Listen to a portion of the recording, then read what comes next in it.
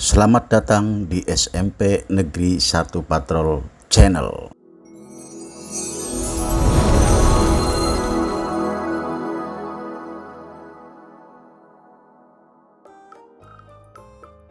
Assalamualaikum warahmatullahi wabarakatuh. Hai anak-anakku kelas 7 yang hebat SMP Negeri 1 Patrol. Apa kabarnya hari ini? Bapak harap kalian dalam keadaan sehat dan selalu semangat untuk belajar. Anak-anakku kelas 7 yang hebat SMP Negeri 1 Patrol. Hari ini kita akan belajar materi bahasa Indonesia kelas 7. Baik, Bapak selalu mengingatkan sebelum kalian belajar bersama, alangkah lebih baiknya untuk kalian yang belum subscribe, silahkan subscribe dulu supaya channel ini berkembang dan Bapak akan membuat konten-konten yang menarik. Jangan lupa like, share, dan komen. Baiklah anak-anakku kelas 7 yang hebat SMP Negeri 1 Patrol. Hari ini kita akan belajar mengenai teks deskripsi mata pelajaran Bahasa Indonesia kelas 7 kurikulum Merdeka.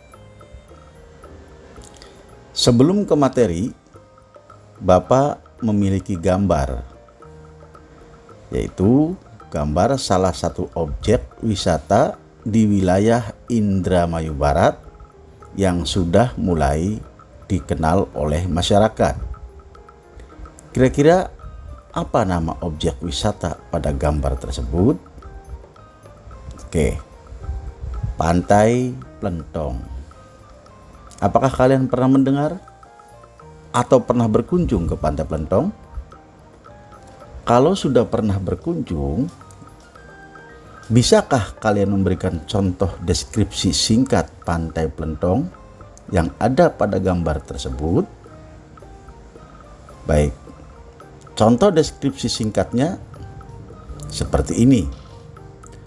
Pantai Plentong terletak di Kabupaten Indramayu bagian barat, tepatnya di wilayah Kecamatan Sukra.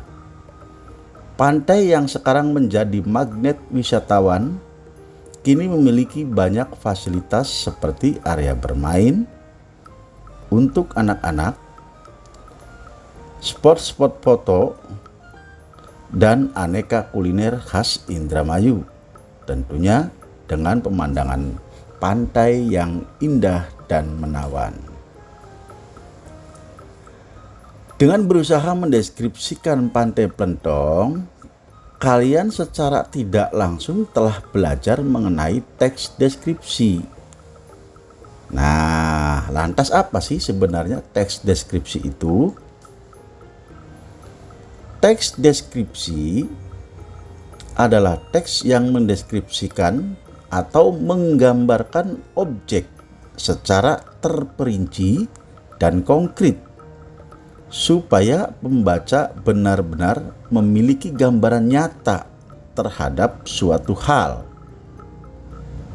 Itu adalah pengertian teks deskripsi. Nah, anak-anakku kelas 7 yang hebat SMP Negeri 1 Patrol, sebagai catatan tambahan, Bapak akan mencoba tampilkan beberapa objek yang bisa dijadikan contoh untuk menulis teks deskripsi. Baik, objek yang pertama yaitu tentang kuliner atau makanan yang bisa kalian makan atau temukan seperti lotek, karedok, rumbah, cimplo, dan lain sebagainya. Kemudian Bapak ambil lagi contoh atau tampilkan lagi contoh objek yang kedua, yaitu berupa bangunan bersejarah yang ada di Indonesia. Misalnya Candi Borobudur, Candi Prambanan, atau Keraton Yogyakarta. Kira-kira di antara kalian siapa yang pernah berkunjung ke sana?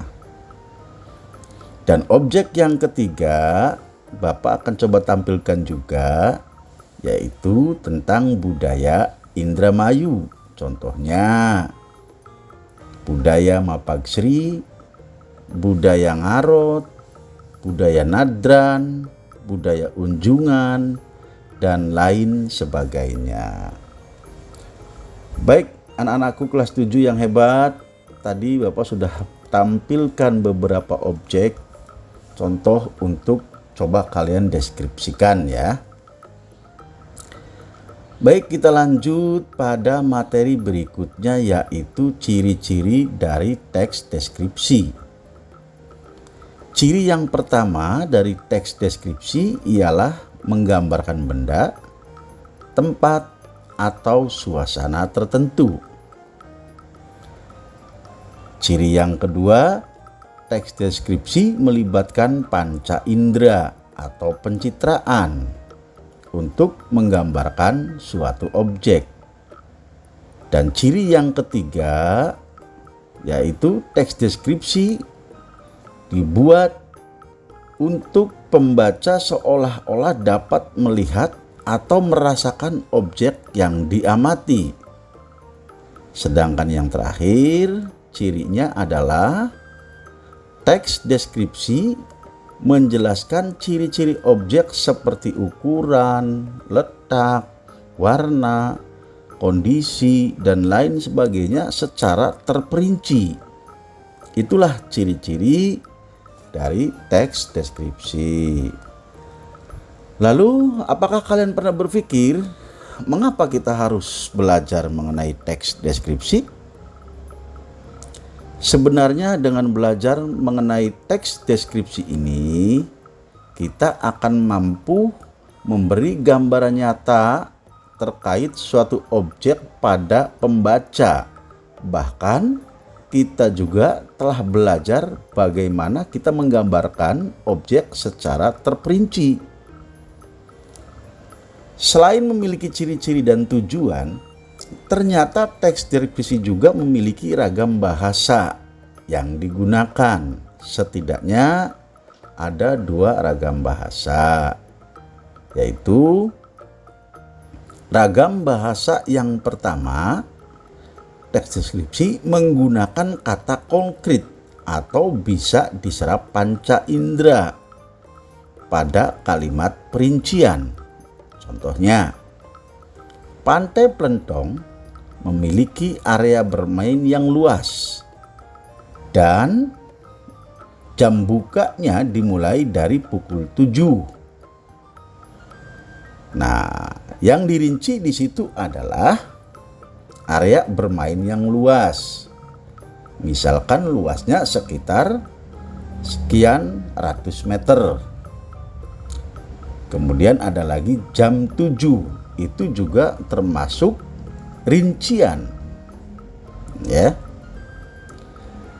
Kemudian ragam bahasa yang kedua dari teks deskripsi menggunakan kata kerja yang membuat benda mati seolah-olah hidup. Contohnya, pepohonan di sekitar Pantai Plentong menari-nari terkena sepoi angin sore. Menari-nari itu sebenarnya adalah untuk benda hidup, tetapi di situ digunakan untuk pepohonan atau daun-daun di pohon tersebut. Baik, sampai di sini anak-anakku, Bapak harap kalian mampu memahaminya. Anak-anakku kelas 7 yang hebat SMP Negeri 1 Patrol, pembahasan yang terakhir adalah mengenai struktur teks deskripsi. Struktur yang pertama adalah identifikasi. Identifikasi berisi gambaran umum atau gambaran yang masih luas tentang objek yang dideskripsikan. Misalnya nama, letak, dan makna objek. Sementara struktur yang kedua adalah pada deskripsi, yaitu ada deskripsi bagian.